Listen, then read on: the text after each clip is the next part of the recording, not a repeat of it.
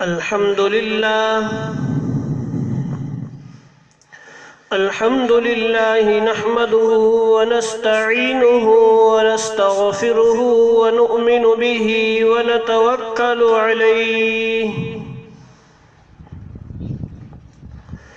ونعوذ بالله من شرور أنفسنا ومن سيئات أعمالنا من يهد الله فلا مضل له ومن يضلله فلا هادي له ونشهد أن لا إله إلا الله وحده لا شريك له ونشهد أن سيدنا وسندنا ومولانا محمدًا عبده ورسوله صلى الله عليه وعلى آله وأصحابه وبارك وسلم تسليما كثيرا كثيرا. أما بعد فأعوذ بالله من الشيطان الرجيم. بسم الله الرحمن الرحيم. والعصر إن الإنسان لفي خسر إلا الذين آمنوا وعملوا الصالحات وتواصوا بالحق وتواصوا بالصبر. وقال النبي صلى الله عليه وسلم: نعمتان مغبون فيهما كثير من الناس الصحة والفراغ. صدق الله العظيم وصدق رسوله النبي الكريم، ونحن على ذلك لمن الشاهدين والشاكرين والحمد لله رب العالمين.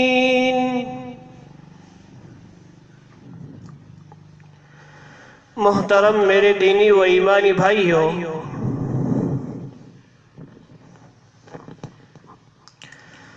اللہ رب العزت نے ہمیں بے شمار نعمتیں عطا فرمائی ہے. بارش کے قطروں کی طرح اللہ تبارک و تعالی نے ہم پر نعمتیں برسائی ہے.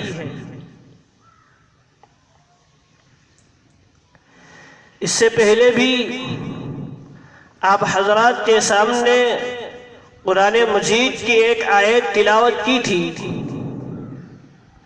جس میں اللہ تبارک و تعالی نے فرمایا: وَإِن تَعُدُّوا نِعْمَةَ اللَّهِ لَا تُحْصُوهَا. اگر اللہ کی چھوٹی سی نعمت کو بھی گننا چاہو، لا تحصوها، تو نہیں گن سکتے، شمار نہیں کر سکتے. بے شمار نعمتیں اللہ تبارک و تعالی نے ہمیں عطا فرمائی ہے. پیشانی کے بال سے لے کر پیر کے انگوٹھے تک ہم دیکھیں تو ہمارے جسم میں اللہ تبارک و تعالی نے بہت سی نعمتیں ہمیں عطا فرمائی ہے. اللہ تبارک و تعالی خود قرآن مجید میں ارشاد فرماتے ہیں: وَفِي أَنفُسِكُمْ أَفَلَا تُبْصِرُونَ. وَفِي أَنفُسِكُمْ أَفَلَا تُبْصِرُونَ.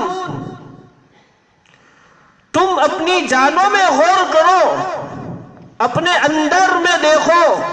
أَفَلَا تُبْصِرُونَ، کیا تم دیکھتے نہیں ہو؟ اس آیت میں اللہ تبارک و تعالی گویا کہ یہ کہنا چاہتے ہیں کہ خود تمہارے جسم میں دیکھو کتنی نعمتیں ہیں.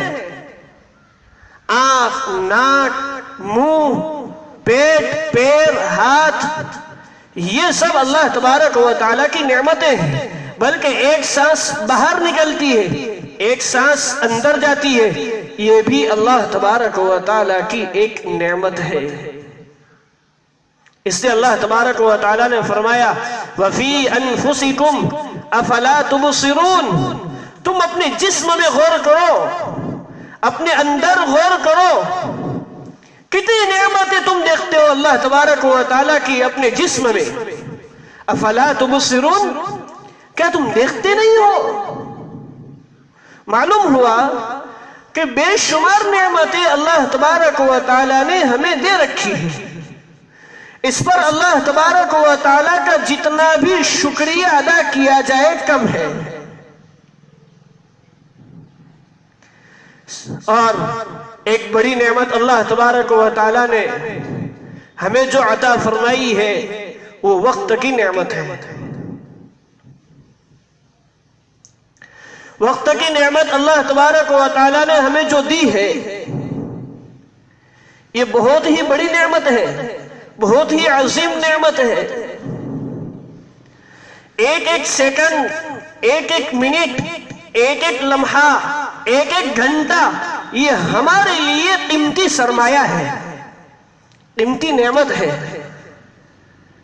ہمیں اس وقت کی قدر کرنی چاہیے.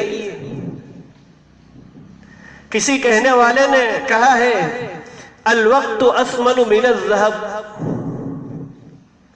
وقت سونے سے بھی زیادہ قیمتی ہے. سونا چاندی اس سے بھی زیادہ قیمتی سرمایہ وقت ہے. سونا چاندی کتنی حفاظت سے رکھتے ہیں، سونا چاندی کے ہم کتنی حفاظت کرتے ہیں.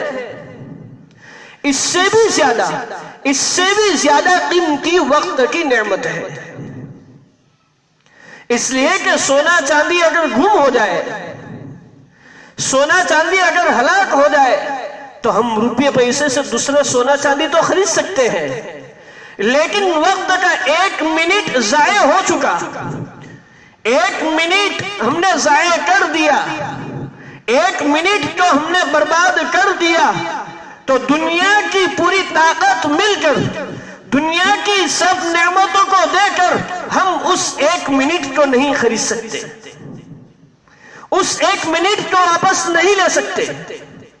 اس لیے کہنے والے نے کہا الوقت اثمن من الذهب، کہ وقت کی نعمت یہ سونا اور چاندی سے بھی زیادہ قیمتی ہے. اس لیے جس طرح ہم سونے کی حفاظت کرتے ہیں کہ سونا کہیں گم نہ ہو جائے، چاندی کہیں گم نہ ہو جائے، اسی طرح ہمیں وقت کی بھی حفاظت کرنے کی ضرورت ہے، وقت کو بھی صحیح استعمال کرنے کی ضرورت ہے. لیکن افسوس کے ساتھ کہنا پڑتا ہے کہ ہمارا حال یہ ہو چکا ہے کہ ہم نے صحیح میں حقیقت میں وقت کی کوئی قدر ہی نہیں کی اور کرتے نہیں ہیں.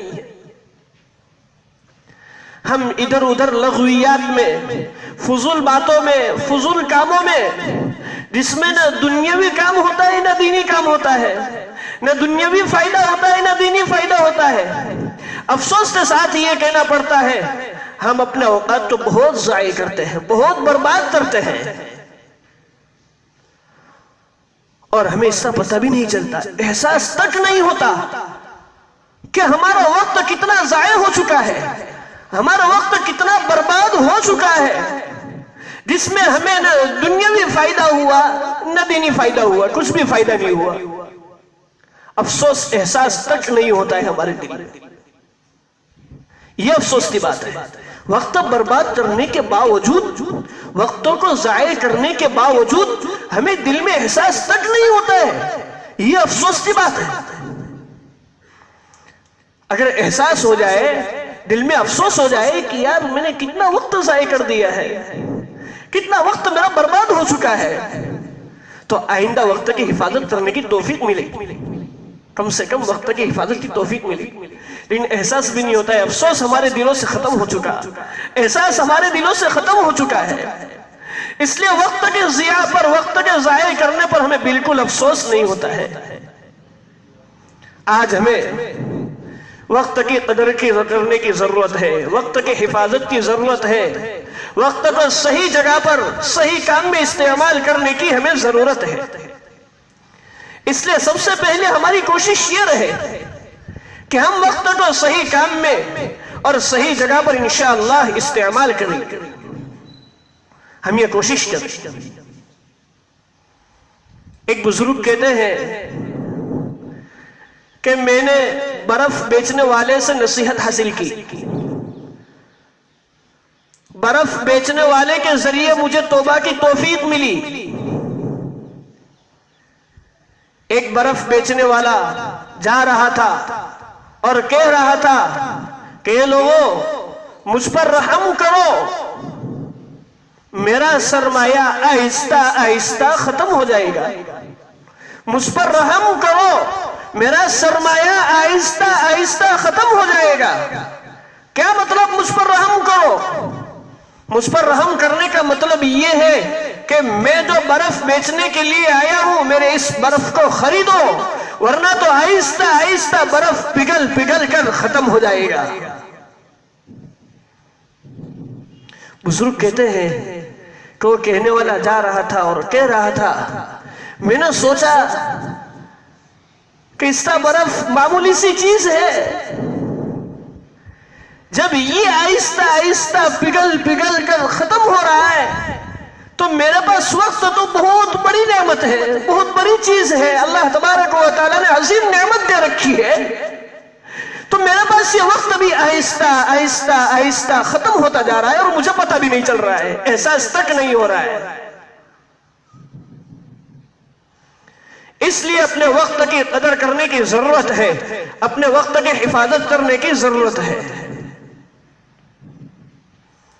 اللہ تبارک و تعالیٰ نے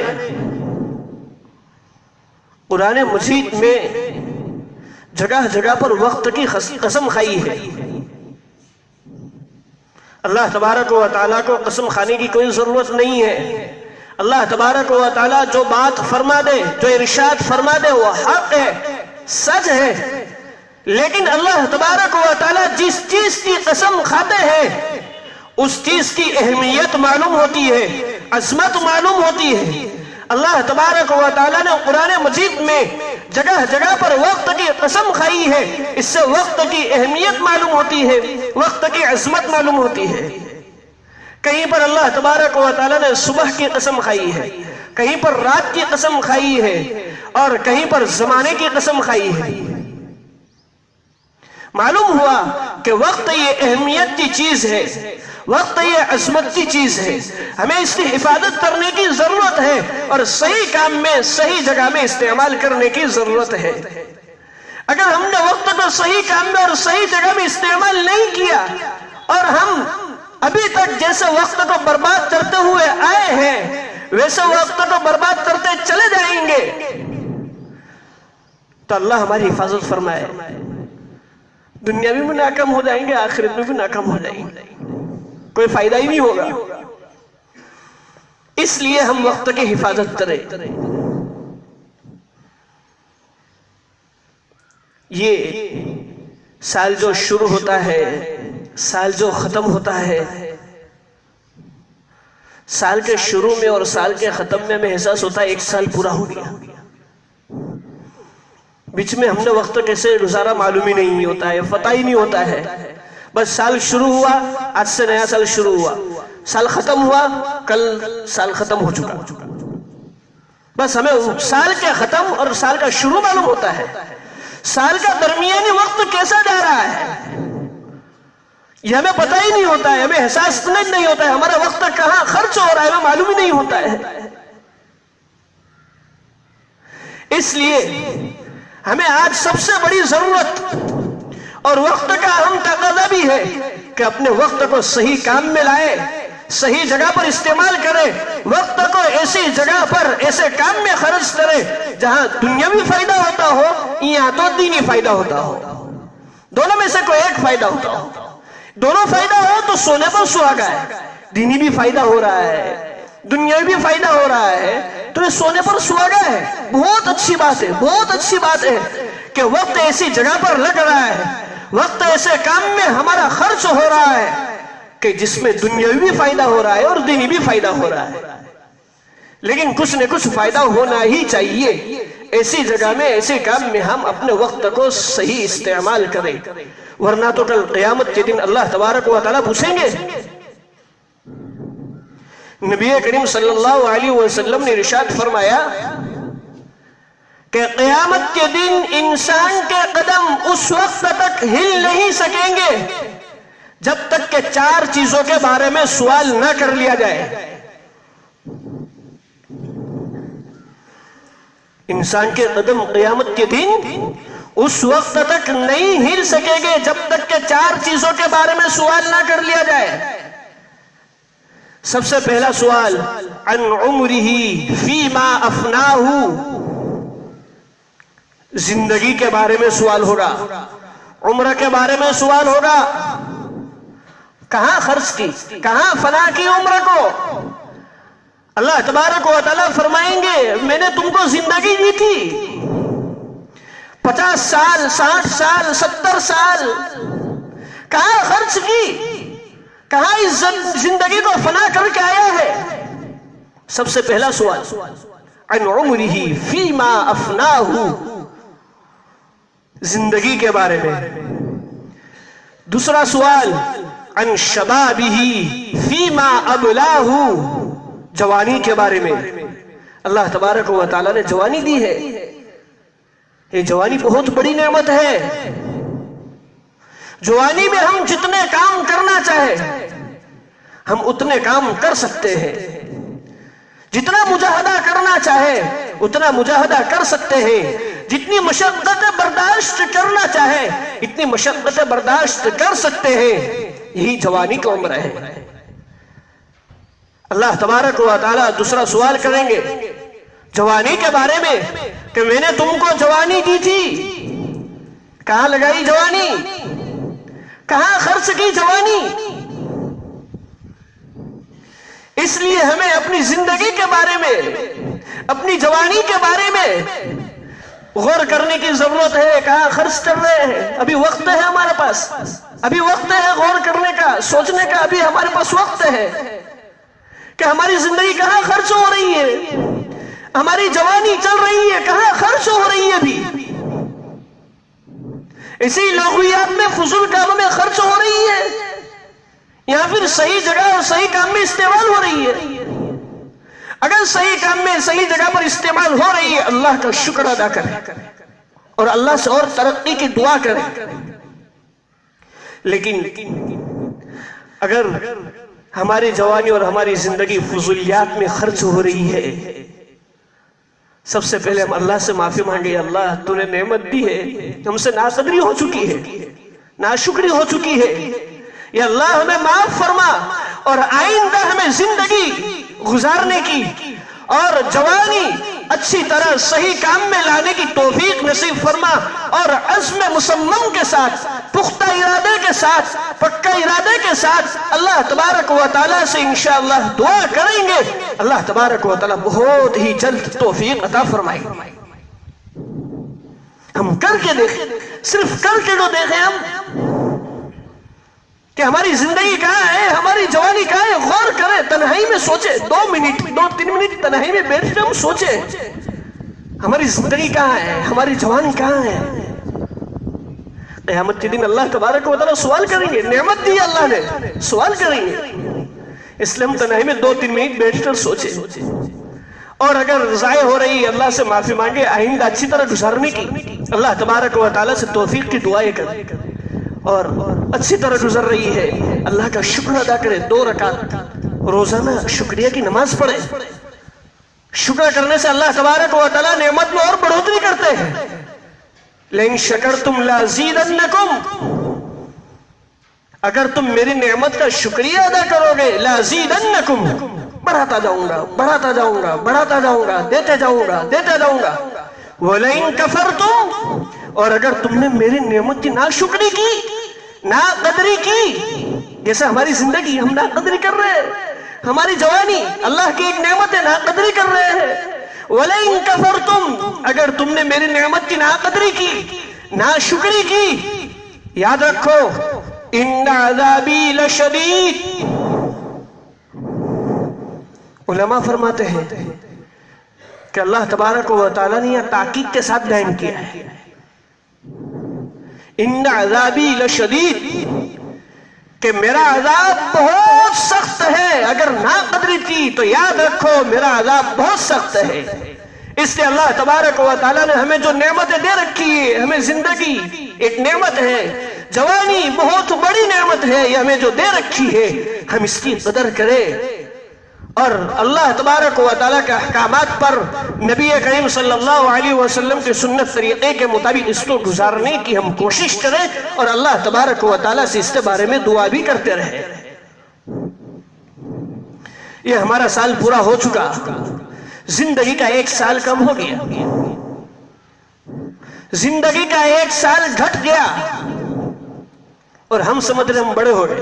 1 سال بڑے ہو گئے، ہماری زندگی میں 1 سال کی زیادتی ہو گئی۔ زیادتی نہیں ہوئی، ہم بڑے نہیں ہوئے۔ اللہ تبارک و تعالیٰ نے جتنی زندگی دی ہے اس میں سے 1 سال کم ہو گیا، 1 سال گھٹ گیا۔ اس لیے پچھلے سال جو کچھ کام کیا ہے ہم کو اس پر محاسبہ کرنے کی ضرورت ہے، ہماری زندگی کا حساب کرنے کی ضرورت ہے کہ 1 سال جو ہم نے گزارا ہے پچھلا کیسا گزارا؟ کیا وہ سال حقیقت میں صحیح کام میں آیا ہی نہیں آیا ہے؟ صحیح جگہ پر استعمال ہوا ہے کہ نہیں ہوا ہے؟ اس لیے پچھلے سال کا محاسبہ کرنے کی ضرورت ہے۔ نئے سال پر خوشی منانے کی ضرورت نہیں ہے، نئے سال پر ہیپی نیو ایئر کہنے کی ضرورت نہیں ہے۔ یہ تو سال شروع ہوتا ہے، سال ختم ہوتا ہے، اس لیے سال شروع ہونے پر خوشی منانے کی ضرورت نہیں ہے، بلکہ پچھلے سال کا محاسبہ کرنے کی ضرورت ہے، پچھلے سال کے حساب لگانے کی ضرورت ہے کہ ہم نے پچھلا سال کیا کیا۔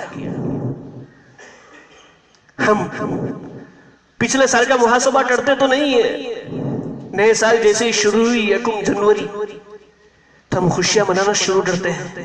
یہ تو غیروں کا طریقہ ہے، غیروں کا طریقہ ہے۔ یہ نئے سال پر خوشی منانا، ہیپی نیو ایئر کہنا، یہ غیروں کا طریقہ ہے۔ ہمارے مسلمان کی یہ شان نہیں ہے کہ ہم نئے سال پر خوشی منائیں۔ ہمارا نیا سال بھی شروع ہوتا ہے، اسلامی نیا سال شروع ہوتا ہے محرم سے، لیکن دیکھو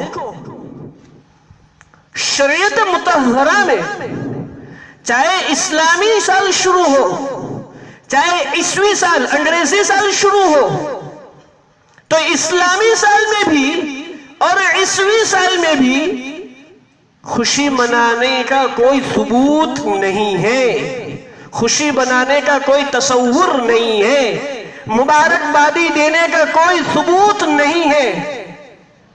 جب محرم سے ہمارے اسلامی سال سے نیا سال شروع ہو تو اس میں مبارکبادی کا کوئی ثبوت نہیں ہے، مبارکبادی کا کوئی تصور نہیں ہے، تو یہ عیسوی سال انگریزی سال میں مبارکبادی دینا بطریق اولا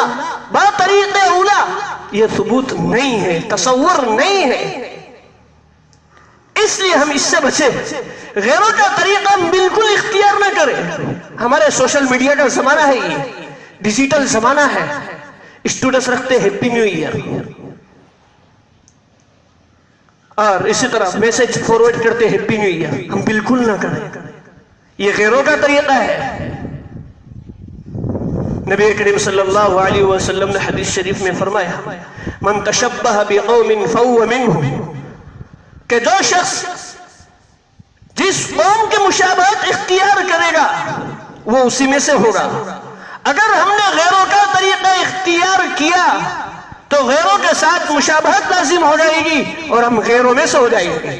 اس لیے اللہ کے واسطے ہم یہ غیروں کا طریقہ نئے سال پر خوشی بنانا، ہیپی نیو ایئر کہنا، لکھنا، کہ ہم کچھ بھی نہ کریں، بلکہ پچھلے سال کا محاسبہ کریں اور آئندہ سال کس طرح گزرنا ہے اس کا عزم کرے، ارادہ کرے، عزم مصمم کرے کہ صحیح کام میں اور صحیح جگہ میں ہمارا وقت خرچ ہو۔ اور اللہ تبارک و تعالیٰ سے دعا بھی کرتے رہے کہ اللہ تبارک و تعالیٰ اپنی دی ہوئی نعمت کی قدر دانی کی توفیق نصیب فرمائے اور وقت کو صحیح جگہ پر صحیح کام میں استعمال کرنے کی توفیق نصیب فرمائے۔ وآخر دعوانا الحمدللہ رب العالمین۔ محمدی